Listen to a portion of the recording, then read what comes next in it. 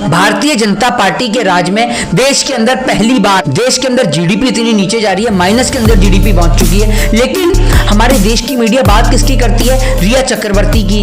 अरे आप रिया को छोड़ के कभी नौकरियां की भी तो बात कर लीजिए। लोगों के अंदर मतभेद करने वाली ये जुल्मी दरिंदी सरकार है, ये भारतीय जनता पार्टी की सरकार है। देखिए नीतीश कुमार हैं, वो तो हिंदू मुस्लिम की राजनीति नहीं करते हैं, वो तो सबके साथ रहते हैं। सबके साथ रहते हैं। आप मुझे एक बात बताइए, नीतीश कुमार ने पैदल अब तक बिहार में जहां जहां बाढ़ आई है किस किस जगह का दौरा करा है? आप नाम बताइए, एक जगह का नाम बताइए पैदल जहां दौरा करा है। हेलीकॉप्टर से घूमेंगे? अगर इस देश की जनता इन्हें मुख्यमंत्री से वापस सड़क पे लादे तब भी हेलीकॉप्टर से घूमेंगे क्या? पैदा होते ही हेलीकॉप्टर में घूमने लग गए थे क्या? जिस देश के अंदर बड़े बड़े व्यापारियों का कर्ज माफ हो जाता है और उस देश के अंदर स्कूलों की फीस माफ नहीं की जाती, क्या ये शर्मसार नहीं है? जिस देश के अंदर दलितों के नाम पे पूरे परिवार को सांसद बना दिया जाता है और जब एक दलित की हत्या होती है तो ये मौसम वैज्ञानिक चुप और मौन रह जाते हैं, क्या ये गलत नहीं है? जब मुस्लिमों के ठेकेदार बनने वाले लोग, जब एक मुस्लिम के साथ में मॉब लिंचिंग होती है तब उसका विरोध नहीं करते, क्या ये गलत नहीं है? जब सरेआम एक पत्रकार को, एक ब्राह्मण पत्रकार को कुल्हाड़ी से काट दिया जाता है, क्या यह गलत नहीं है? जब सरेआम एक साधु संत की हत्या कर दी जाती है, क्या यह गलत नहीं है? जब सरेआम एक बीच बाजार में एक बहन की, एक बेटी की इज्जत लूट ली जाती है, उसकी इज्जत आबरू से छेड़छाड़ की जाती है, क्या यह देश में गलत नहीं है? क्या इसका विरोध करना सिर्फ मेरा हक बनता है क्या? क्या मैं अकेला इस देश में रहता हूं? ये हक आपका भी है, मेरा भी है और समस्त देश के नागरिक का है और ये हक हमसे कोई नहीं छीन सकता। कितना बेहतरीन आत्मनिर्भर बनना है कि एक पढ़ा लिखा व्यक्ति जो आईएएस, आईपीएस, एसएससी की तैयारी छोड़कर अब चाय पकौड़ों का बिजनेस कर रहा है, एक पढ़ा लिखा व्यक्ति सांड पकड़ कर ला रहा है। इससे बड़ी आत्मनिर्भरता की बात क्या होगी?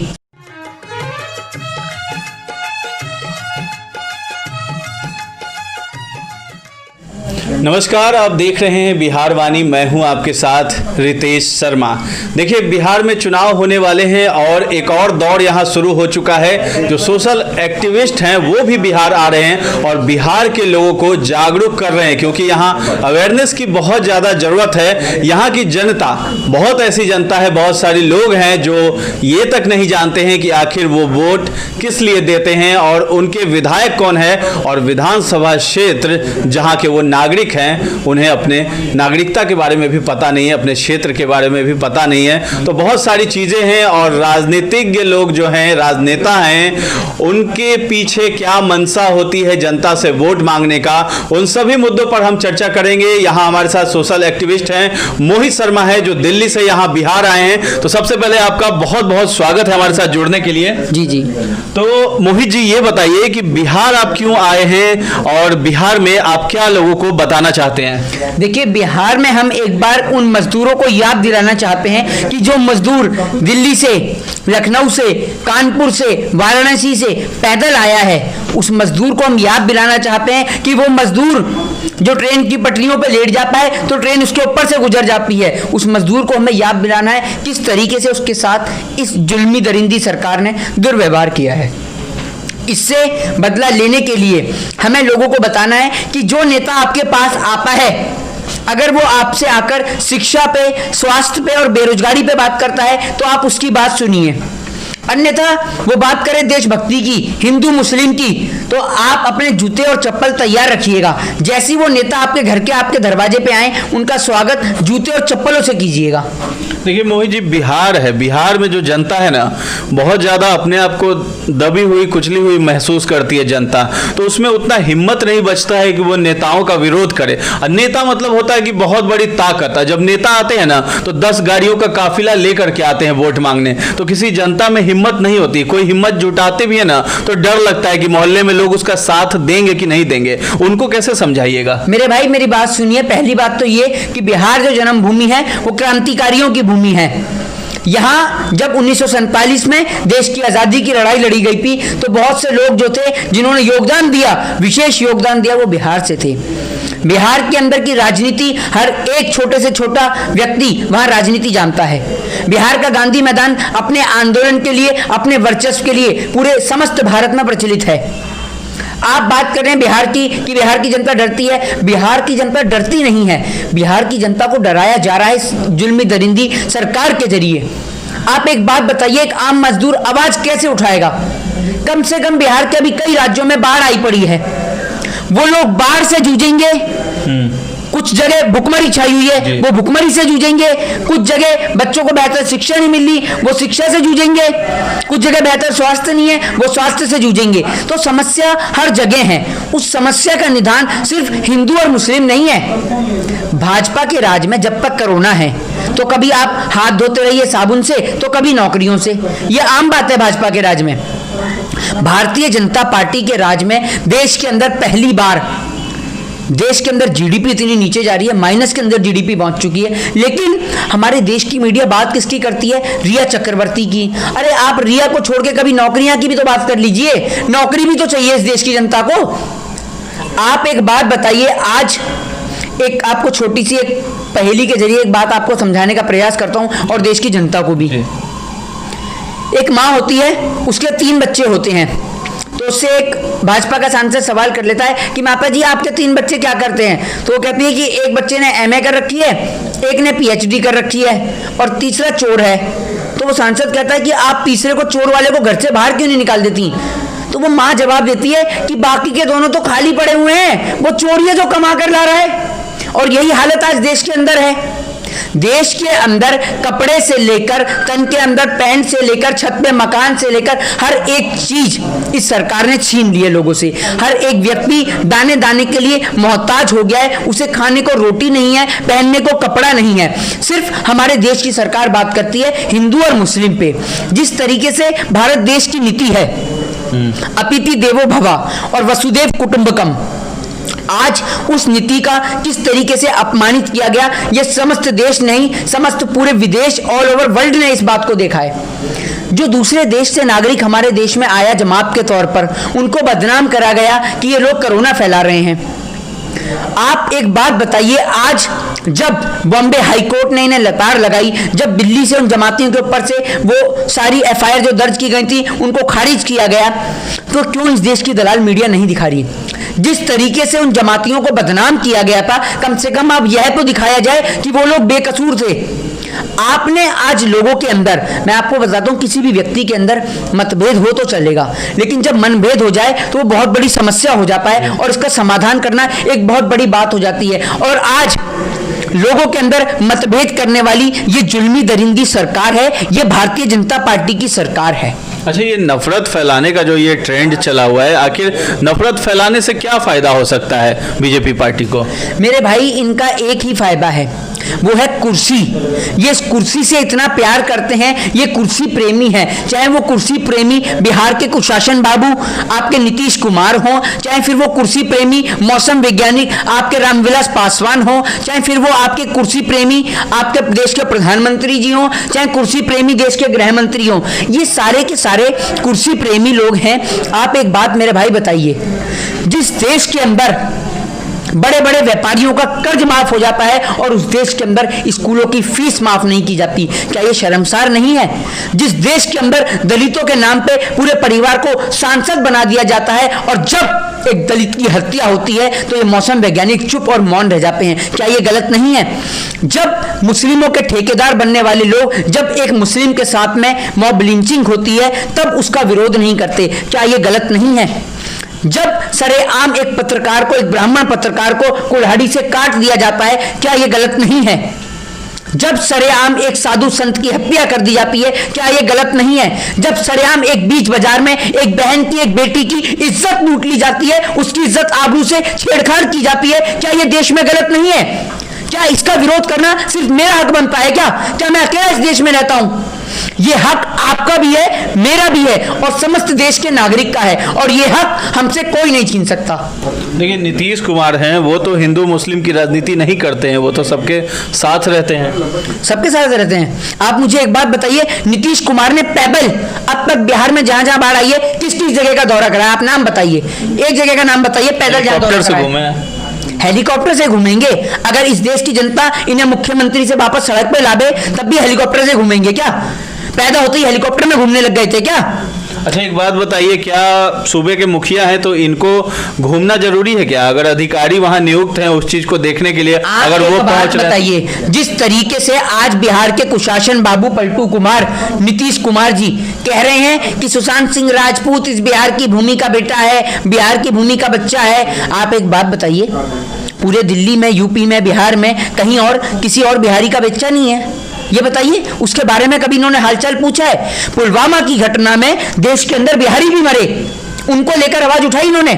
मेरे भाई, आप भी समझदार हैं, आप भी पत्रकार हैं, देश की जनता समझदार है। ये प्रोपोगेंडा सिर्फ बिहार चुनाव तक चल रहा है। बिहार चुनाव के बाद ना इन्हें रिया याद आएगी, ना इन्हें पिया याद आएगी, और उसके बाद लोगों को सिर्फ एक चीज याद आएगी, वो है नौकरियां, क्योंकि नौकरियां देश से समाप्त होने वाली हैं।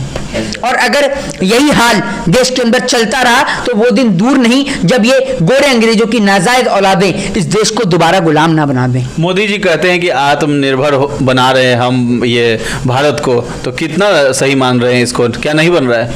बिल्कुल बनना है आत्मनिर्भर। कितना बेहतरीन आत्मनिर्भर बनना है कि एक पढ़ा लिखा व्यक्ति जो आईएएस, आईपीएस, एसएससी की तैयारी छोड़कर अब चाय पकौड़ों का बिजनेस कर रहा है, एक पढ़ा लिखा व्यक्ति सांड पकड़ कर ला रहा है। इससे बड़ी आत्मनिर्भरता की बात क्या होगी? आप ये देखिए ना कि देश के अंदर गरीब जनता और गरीब होती जा रही है, और अंबानी और अडानी की प्रॉपर्टी इस समय में भी बढ़ रही है। जब पूरा का पूरा देश एक प्राकृतिक आपदा से जूझ रहा है, एक महामारी से जूझ रहा है, उस समय में भी, ऐसे समय में भी मुकेश अंबानी की प्रॉपर्टी डबल हो रही है। इसका कारण बताएंगे? एक बात मुझे बताइए, इस देश के अंदर एक गरीब आदमी एक छोटी सी दुकान खोल लेता है तो उसके यहाँ पे इनकम टैक्स वालों की रेड हो जाती है, सीलिंग वालों की रेड हो जाती है। इस देश की दलाल मीडिया जो 24 घंटे देश में नफरत फैलाती है, कभी उसकी जांच करने का प्रयास करा है कि इनके पास लाखों करोड़ रुपए कहां से आ रहा है, लाखों करोड़ रुपए की गाड़ियां कहां से आ रही हैं? क्या इनकी चेकिंग नहीं होनी चाहिए? होनी चाहिए, लेकिन पता है क्यों नहीं होती? वो इसलिए नहीं होती क्योंकि ये पत्रकारिता नहीं, सरकार की चाटुकारिता करते हैं। ये पत्रकारिता देश का चौथा स्तंभ नहीं रहा है, ये तो सरकार का चौथा स्तंभ रहा है जो सरकार को बचाने का प्रयास कर रहा है। देखिए, जनता सरकार चुनने के लिए विकल्प देखती है। अगर उसके पास विकल्प नहीं होता है तो वो जो मौजूदा सरकार है उसी को फिर से सत्ता की कुर्सी पे बिठाने का काम करती है। तो बिहार में आप किसे देख रहे हैं? क्या विकल्प है? कौन है मुख्यमंत्री का चेहरा? बिहार के अंदर जो भी नेता बात करेगा शिक्षा पे, बेरोजगारी पे, महंगाई पे, मंदी पे, बहन बेटियों की इज्जत आबरू पे, मेरा मानना है देश की जनता को उसे वोट देना चाहिए, ना कि उन जालिम और दरिंदों नेताओं को जो देश के अंदर रहते हैं, खाते देश का नमक है और बात करते हैं देश की मीडिया की तरह पाकिस्तान की। अरे इस देश का कोई भी व्यक्ति पाकिस्तान से प्रेम नहीं करता, हम हिंदुस्तानी प्रेमी हैं। हमें गर्व है कि हम एक हिंदू, मुस्लिम, सिख, ईसाई होने से पहले हम भारतीय हैं। हमें गर्व है अपने आप को भारतीय कहते हुए। I proud to be Indian. सत्ता में बैठे लोग कहते हैं कि सबका साथ, सबका विकास, बहू बेटी, सबकी इज्जत आबरू, सबका हम ध्यान रखते हैं, बेटियों को बढ़ाने का आगे काम करते हैं। वही बातें जो हैं विपक्षी पार्टियां भी कहती हैं, वो भी सरकार में आना चाहती हैं, रोजगार की बात करती हैं, शिक्षा की बात करती हैं। तो आखिर जनता फर्क करे तो करे कैसे करे? जनता अंधी है क्या, या गूंगी या बहरी है? इनके नेता कुलदीप सिंह सेंगर बहन बेटी के साथ में बलात्कार करता है, चिन्मयानंद, नित्यानंद, आसाराम, राम रहीम, कथूरिया, इतनी लंबी चौड़ी तो लिस्ट है। क्या देश की जनता को दिखता नहीं है? आप उसे मूर्ख समझते हैं क्या? देखिए, सत्ता में अगर बिहार की बात करें तो यहाँ राजद भी नहीं आए हैं, लेकिन अब देखिए कि वहाँ भी राजवल्लभ यादव हैं, इस तरह के जो नेता हैं बाहुबली छवि वाले जेल में बंद हो गए, बलात्कारी ही तो हैं। बच्ची मैं आपको एक बात बता देता हूँ, आप मुझे एक बात बताइए, उत्तर प्रदेश के मुख्यमंत्री साफ छवि के नेता हैं, क्या बिहार के अंदर लूटपाट नहीं होती है? ऐसा देश का एक राज्य बताइए जहां लूटपाट नहीं होती है। इनके नेता सबसे बड़े लुटेरे हैं, चोर हैं, डकैत हैं, दंगाई हैं। बहन बेटी के साथ में बलात्कार हो जाता है, चुप और मौन रहते हैं इस कारण से कि बलात्कार करने वाला इनकी पार्टी का एमएलए है। अगर हमारे देश के अंदर बलात्कार करने वाला व्यक्ति गरीब हो तो उसे फांसी के तख्ते पर लटका दो, और अगर बलात्कार करने वाला वही कुलदीप सिंह सेंगर जैसा हो, चिन्मयानंद जैसा हो, नित्यानंद जैसा हो, तो उसे बैठाल के जेल की रोटियां खिलाओ। चलिए मोहित जी, बिहार में आए हैं, बिहार में कहाँ कहाँ घूमने का प्लान है आपका? बिहार के अंदर सबसे पहले तो हम गांधी मैदान जाएंगे। गांधी मैदान जो कि जन्मभूमि आंदोलनों की, और हमारा प्रयास है कि हम जाकर पूरे देश के अंदर एक अलग जगाएं, देश के अंदर के लोगों को, देश के क्रांतिकारियों को एक बार पुनः जगाएं कि निकलो घर और मकानों से और जंग लड़ो इन बेईमानों से, क्योंकि आज इन गवारों को, इनको इनकी असली जगह दिखानी है, इन बलात्कारियों को इन्हें जेल का रास्ता दिखाना है, और एक सही पढ़ा लिखा व्यक्ति, एक युवा, ना कि एक अनपढ़ जाहिल और गवार व्यक्ति इस देश की कुर्सी को संभाले। एक पढ़ा लिखा व्यक्ति जो बेहतर तरीके से इस देश की इकोनॉमी को संभाल सके, इस देश के भविष्य को आगे प्रगति की ओर, उन्नति की ओर ले जा सके, एक ऐसे व्यक्ति का हमें चुनाव करना है, उसे चिन्हित करना है। एक अंतिम सवाल है, यहाँ एक चेहरा है पुष्पम प्रिया चौधरी जो महिला है जी, उनके ड्रेस को लेके बहुत ज़्यादा कमेंट किया गया कि काले ड्रेस में वो घूम रही हैं, कभी सफ़ेद में भी फिर घूमना शुरू किया। खैर वो अलग मुद्दा है। वो बात कर रही हैं रोजगार के बारे में, जितनी इंडस्ट्रीज बिहार में बंद है, हर जगह जा करके वो दिखा रही हैं, और 2 हैशटैग चला रही हैं, शायद आपने सुना होगा, let's open Bihar 30 years lockdown. बात बताता हूँ, मैंने नहीं सुना, पर कोई भी व्यक्ति अगर काले कलर के कपड़े पहनता है, एज ए लॉ स्टूडेंट, मैं तो व्हाइट भी पहनता हूँ और ब्लैक भी पहनता हूँ, तो आप मेरा विरोध करेंगे क्या? मैं विरोध करता हूं काले कपड़े पहन के सरकार की नीतियों का। व्हाइट कपड़े पहनता हूं इसलिए कि ये शांति का प्रतीक है, और मैं चाहता हूं कि मैं विरोध करूं पर इस प्रकार से कि मेरे देश के अंदर अमन, चैन और शांति कायम रहे। नहीं तो पुष्पम प्रिया के बारे में आपने अभी नहीं सुना है? जी नहीं, मैंने उनके बारे में नहीं सुना है। चलिए, उन्होंने 8 मार्च को इंटरनेशनल वीमेंस डे था, आपकी जानकारी के लिए मैं बता दूं, उस समय अखबारों में इश्तिहार आया था, फ्रंट पेज पे आया था कि वो मुख्यमंत्री बनना चाहती हैं, जनता उन्हें बनाएंगे, इस तरह का चीज़ आया था। उस समय से वो सुर्खियों में आ गई थी। तो कोई एक महिला है, लंदन में पढ़ाई किया है, तो यहाँ के राजनेता हैं, उनका मखौल उड़ाते हैं, मजाक उड़ाते हैं कि लंदन से इकोनॉमिक्स की पढ़ाई करके या बिहार आई हैं और बिहार को बदलने की बात करती हैं। तो उन राजनेताओं को क्या संदेश देना चाहते हैं? क्या बाहर से कोई पढ़ाई करके है, वो बिहार की ही, बाहर से पढ़ाई करके वो लौटी हैं, तो क्या बदलाव वो नहीं कर सकती हैं? क्या राजनेता को क्या संदेश दीजिएगा? आपको एक बात बता दूं, जो लोग इस तरीके की बात करते हैं ना, वो महामूर्ख लोगों को हमारे आगे बिठाया जाए। अगर इन नेताओं का बायोडाटा निकाला जाए ना, तो इनके सबके बच्चे लगातार लाइन से विदेशों में पढ़ रहे हैं, तो इनकी भी पोर्टली पैक करिए और इनके बच्चों की भी, दोनों को विदेश में ही सेटल कर दीजिए। खाते इस देश का है, रहते इस देश में हैं, और गापे ये लोग पाकिस्तान का है, चाइना का है। क्यों अपने बच्चों को पढ़ाने के लिए विदेश में भेज रहे हैं? आप एक बात बताइए, आज तक कभी आरएसएस ने, बजरंग दल ने, स्मृति ईरानी ने कभी बयान दिया है? कभी अपने बच्चे को बोला है आकर कि कभी शिवराज सिंह चौहान ने बोला हो कि मेरा बेटा आज शाखा में आया है, मेरा बेटा आज बजरंग दल में आया है? देखा है? देश की गरीब जनता के बच्चों को मरने के लिए सड़कों पर छोड़ देते हैं और अपने बच्चों को हाई प्रोफाइल स्कूल्स में पढ़ाते हैं, विदेशों में पढ़ाते हैं।